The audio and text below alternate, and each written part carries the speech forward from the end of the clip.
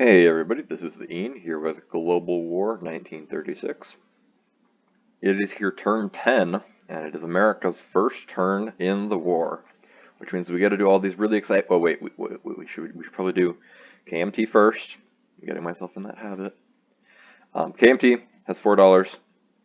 It is spending all 4 of it on 2 militia upgrades, and then KMT has a combat move. Everything on this card, with the exception of the giant stack of militia, is moving into Kwangtung to fight this one militia. This guy right here. So I already got all that pulled up over here. So that is 7. Did I grab 8 dice? I did grab 8 dice. 7 infantry at 1, because this is a mountain terrain. It's not crossing a river, but it's mountain terrain.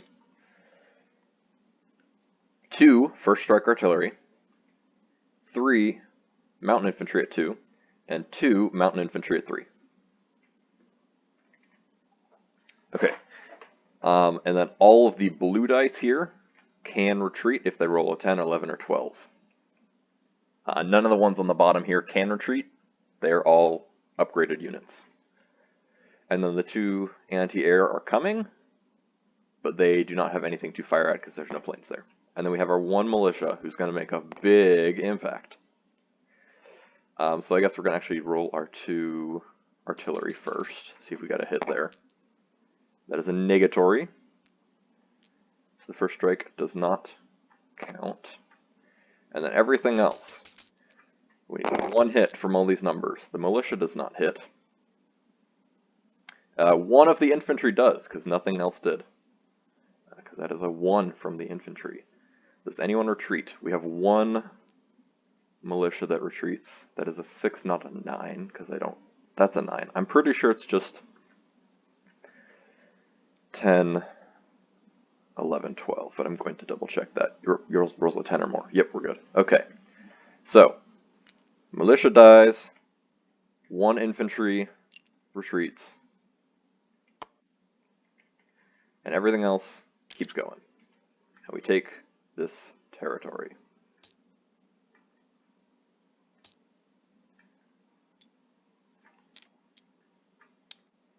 Which means Japan goes down 2 IPC, back down to 44, and China goes up to 3, which is the same amount it's been making, because the Burma Road is no longer active, which I guess I should move that. Okay, that is that. There's no units that can physically non-combat move, so that won't be happening. I guess I will also just pile these up here with the rest of these dice up in the Pacific. No units that can non-combat move, and then we're going to take our 2 units. We're going to upgrade 2 of them in this giant stack, so this stack will then be 4. Because 3 and then the one on top.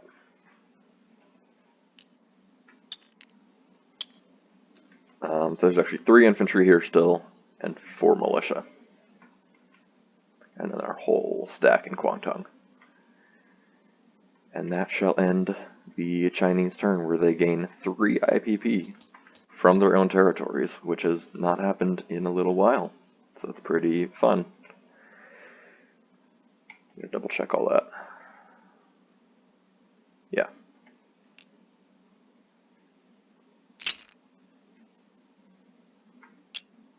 They're not gonna sit nice. It's fine. Okay, on to US's turn. We got some tech rolls to do first. We are doing anti-submarine warfare because we no longer need to go for improved construction. So we need a 7 or above. That is a 1. That's not above a 7. Jet fighters, which is an 8 or above. That's 4. Long-range aircraft, an 8 or above.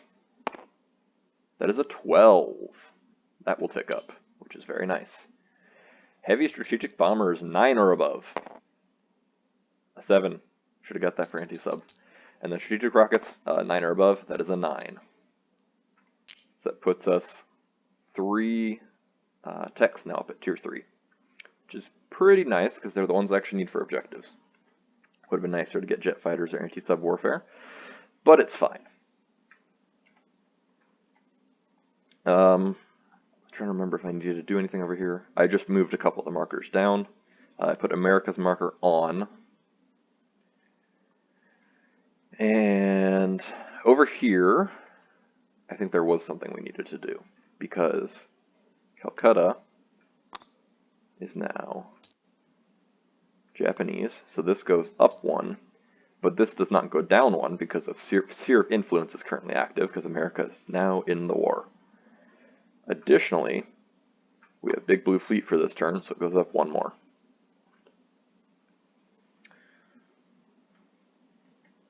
Then we go to American purchases. So for Lend-Lease we have, because it is the first turn in the war, I want you as active. So all infantry class units cost 1 IPP less for this calendar turn.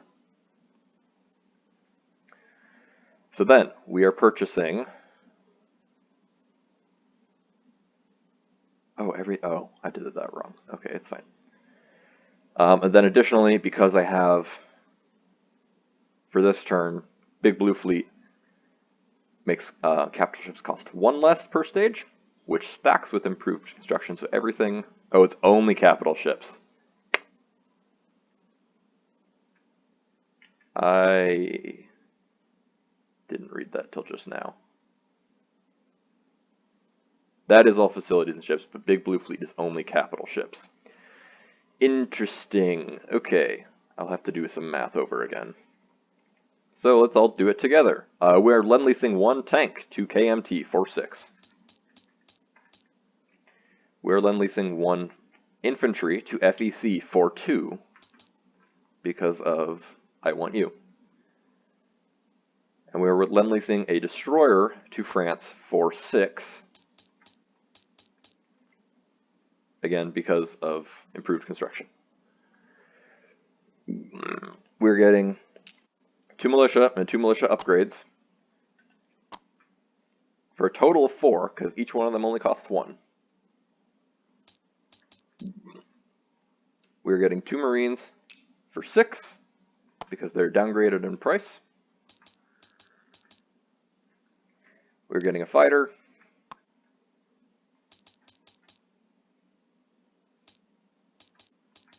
for 10. And then these are going to cost 4 a pip instead of 3 like I thought they were going to. So 1, 2, 3, 4, 1, 2, 3, 4, 1, 2, 3, 4. Okay, we can still do that. We won't do the sub, and instead we will just do another infantry, regular infantry, as our last 2.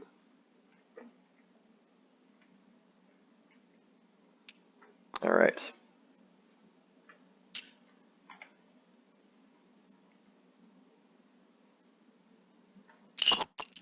And these 3 actually come right in here.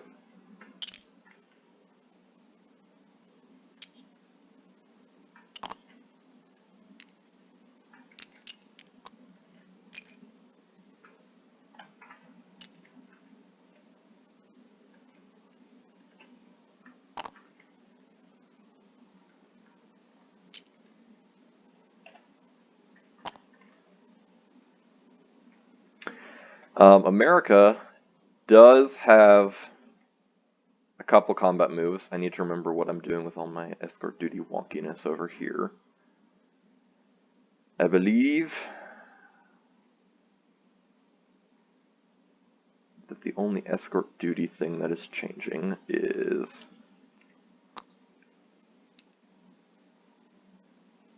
that these guys are coming off escort duty like that. They will, if they can't move later in the turn. Sorry. And then this guy was coming off escort duty and moving down here. Yeah. So these two are remaining on escort. These ones are not. And then back over here, where we have a combat move as well. So we are loading onto our 2 transports here. 4 infantry. Sailing 1, 2, down to the Marshall Islands, and we are landing. Obviously, we're bringing more with us than just the 2 transports.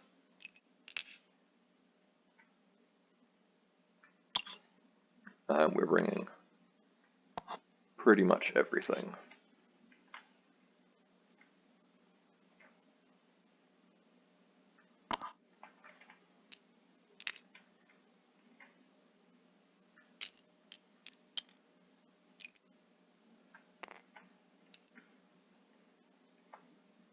Because then these 2 fighters can go 1, because they're on an airbase, 1, 2, 3, 4, hit the Marshalls, and land on the carrier with 5. So these 2 will also be participating in the attack. Or it's a fighter and a tactical bomber, sorry. Planes, 2 planes.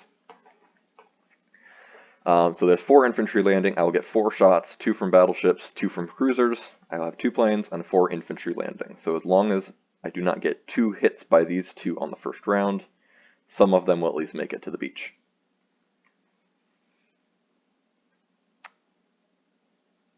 Alright, that is all of the combat moves. That one is set up down here. Actually, I didn't grab the 1 militia, but we'll just, or the 1 militia and the 1 infantry.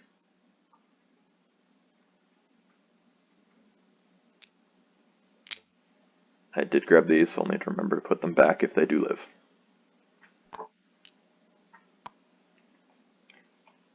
Alright, well, let's do our first strike hits from the bombardments. 2 at 2, nothing. 2 at 4, nothing. 4 at 2, nothing. Ouch. 1 at 6, 1 at 7. Nothing. That was terrible rolling. Also nothing. Okay. That's good. So the first round was just everyone waving at each other. Second round, we got 1 hit from the infantry. Battleships don't roll. Planes also don't roll. So the militia will die.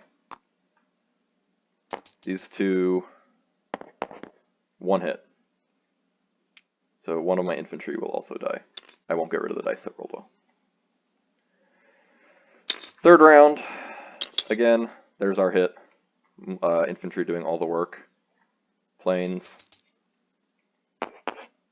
still doing nothing. I'm glad that I planned it out so that they could participate. And I lose 1 more infantry. But I do take the Marshall Islands. And I copied all these. So I will just move 2 infantry away.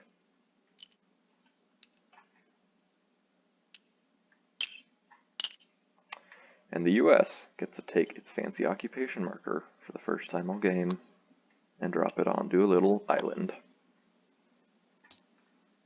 And then, as I said, these will land here on the carrier, these 2 transports will go directly into port.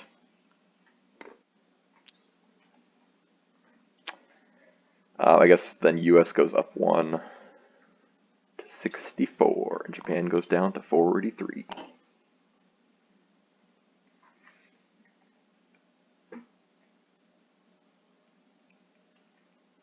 Okay, non-combat moves.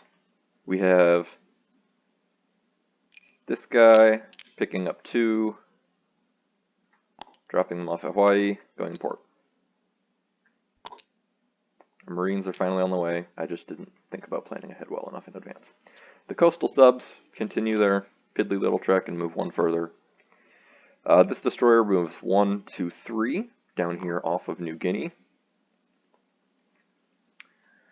I believe that is every single unit over here that can currently move. However, then we come over here and we say 1, 2, 3, 4. Not the carrier. I think I psyched you guys out with that one.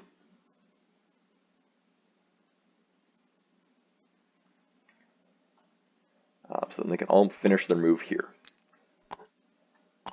The transport and the battleship do only have movement of 3, but they were parked here, so it's 1, 2, 3 over the next sea zone.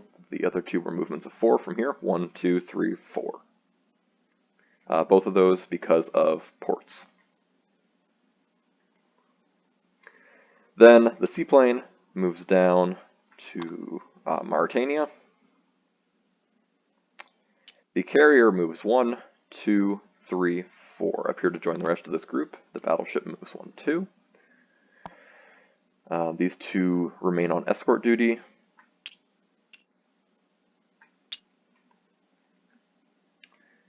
This American bomber goes 1, 2, 3, 4, 5, 6, 7 into London. Then I will strategic naval move 1, I guess, because the way Davek was explaining it was that I can only move, that if I strategic naval move this counts as moving 3 units strategic navally. I don't have that many units to move, so then I could only go 1, moving up here and picking up that 2nd infantry, 2, 3, 4, 4, 5, in case Germany did want to declare war on me there to kill a transport. So again, 1, 2, 3, 4, 5. Dropping units in Scotland and Southern England. And then sitting here with the British fleet. And because I don't think I can do it again based on the way it was described, I won't do the exact same layout again. And instead we'll just come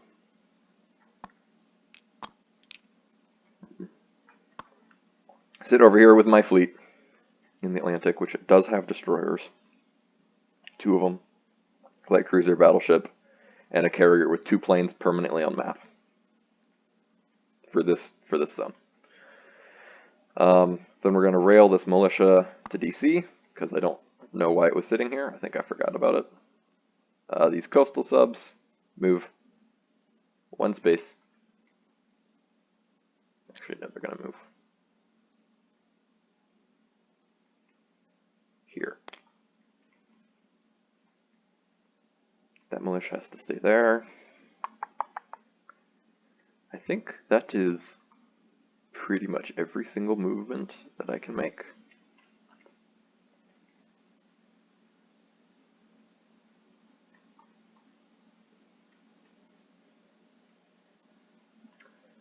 I believe that is correct. So now for capital ship purposes, I do have 4 capital ships in the Pacific. There's more than that on this card, but yeah, there's 1, 2, 3, 4. Oh, there's 4 on this card. So we are tied, but I'm expecting that more will hit the water here pretty soon. We go to place units then. Because I'm not at war with Germany yet, we can go straight down the middle, because this is technically the shortest route, and place an FEC unit here. 2, 3, 4, 6. I tried counting this so many different ways, and I don't think there's a way that is shorter. 7, 8, 9, 10, 11, 12, 13. And I think this one's 12. 1, 2, 3, 4, 5, 6, 7, 8, 9, 10, 11, 12. Yep.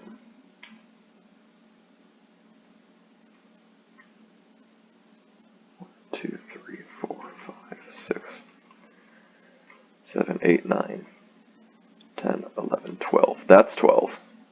So if I send it from Texas, it doesn't go through any interdicted lines anyway. 1, 2, 3, 4, 5, 6, 7, 8, 9, 10, 11, 12. Correct, because then it's equidistant. So never mind.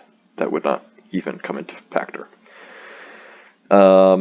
We take this KMT medium tank, and KMT get some armor of their own. They're now packing a little bit.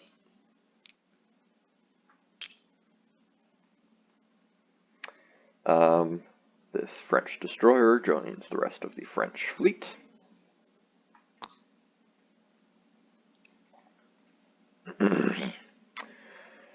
Our militia and militia upgrades go here into the Philippines.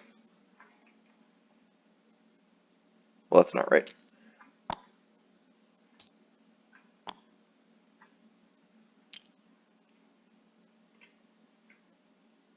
Let's go.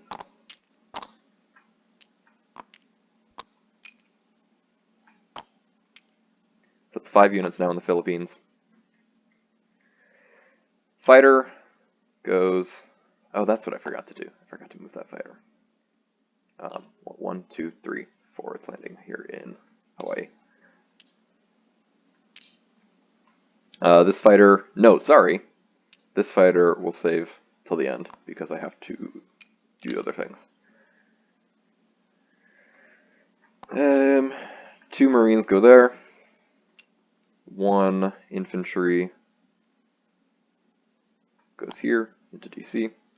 And then the fighter. So, when the US and Great Britain combined have Triumph of Capitalism, has the combined incomes more than twice the income of USSR. So they are 52 plus 3. So that is 55, so that means we have to get 110. I'm at 64, plus 12 is 76. Plus 30 from Great Britain is 106, minus 1 because they're not at 30. It's 105, plus their 5 is 110. So because of that, I can place 1 unit at a factory in Great Britain's home country every turn, as long as that requirement is met. So I shall be building a fighter directly into London.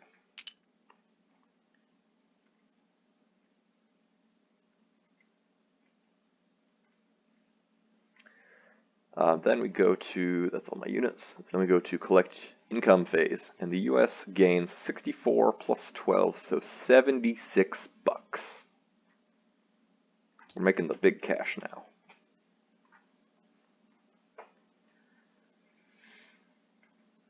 Alright, and that is where that turn shall end. I'll move the markers.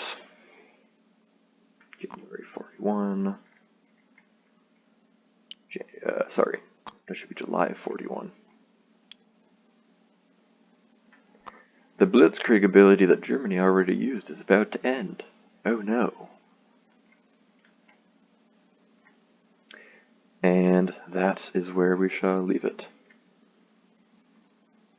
Alright.